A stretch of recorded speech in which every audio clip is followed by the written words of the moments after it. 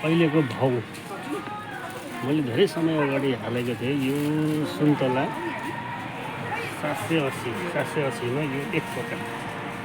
तर यहाँको सुन्तलाको एउटा विशेषता चाहिँ मलाई गजब लाग्यो। विशेषतः भित्र दाना नहुँदो रहेछ सुन्तला। स्याउ 780 पोका। यो प्याज यो तपाईँको 158मा चाहिँ एक पोका। आलु स्पेसली उहाँको हाम्रो सब्जी पसल जस्तो हो, नेपालको सब्जी पसल जस्तो यो गाजर एउटा पोका छ यहाँनिर 158। यहाँनिर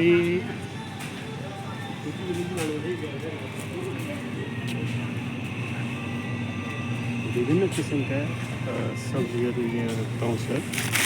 त्यो अदुवा 316। यो फुलकोपी यसको कति रहेछ भन्दा यसको त कति हो, एउटाको कति हो? यो 480 रुपियाँ। यो एउटालाई 480 रुपियाँ। अझ यो बन्दाकोपी रहेन रहेछ। यो बन्दाकोपी चाहिँ वर्ल्डमै भाइरल भइरहेको छ।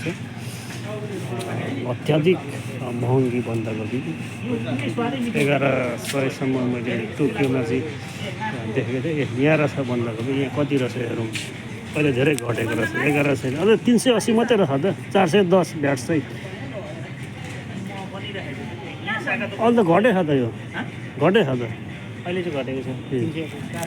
पछि त दिमाग खराब थियो नि। 1100 1000।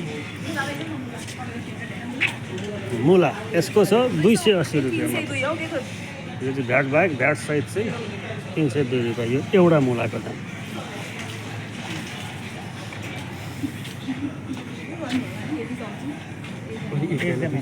के हो यो? यो अहिले अन्डा अन्डाको चाहिँ कति रहेछ? 280। त्यहाँ सस्तो हो, 215मा किनेको होइन।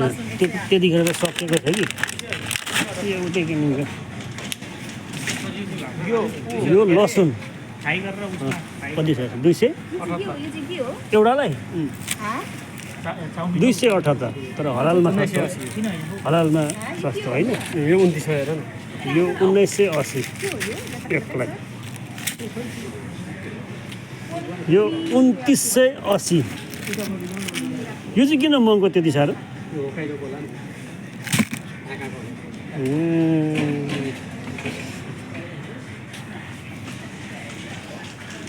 अन्डा लसुन त अब अत्याधिक महँगै हो। र यो भनेको एउटा जापानको एउटा सब्जी पसल भन्ने हो, जुन यहाँ नेपाली हलाल फुडमा चाहिँ अलिक सस्तो हुन्छ। लसुन प्याज पनि हो, अलिक सस्तो हुन्छ। किनभने यहाँ नेपाली हलाल फुडले चाहिँ नेपाली नै खेतीहरू सब्जी खेती गरेका छन्, त्यहाँबाट ल्याएको कारणले गर्दाखेरि चाहिँ अलिकति सस्तो हुन्छ।